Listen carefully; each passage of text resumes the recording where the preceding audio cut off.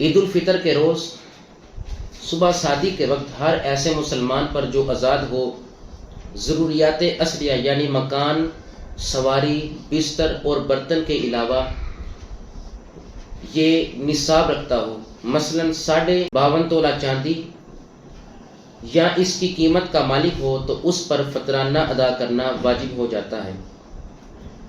اور یہ فطرانہ ماہ رمضان مبارک میں ادا کرنا بھی سنت صحابہ سے ثابت ہے۔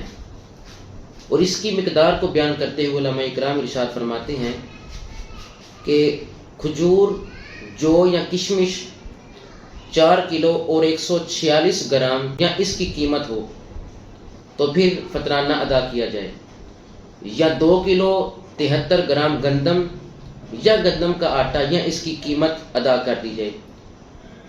فطرانہ کا مصرف وہی ہے جو زکوٰۃ کا ہے، یعنی کہ فطرانہ انہیں دیا جا سکتا ہے جن کو زکوٰۃ دی جا سکتی ہے۔ صاحب نصاب لوگوں کو چاہیے کہ وہ نابالغ بچوں کا بھی فطرانہ ادا کریں۔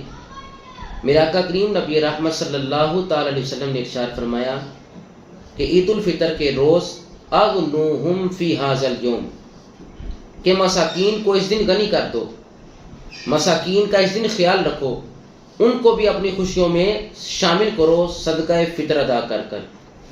اور صدقہ فطر کیوں ضروری ہے؟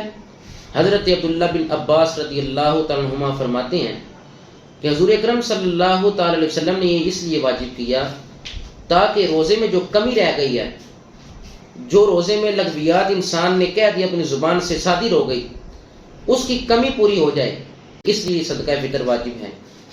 اور مساکین کے کھانے کا انتظام بھی ہو جائے، اس لیے یہ صدقہ فطر واجب ہے۔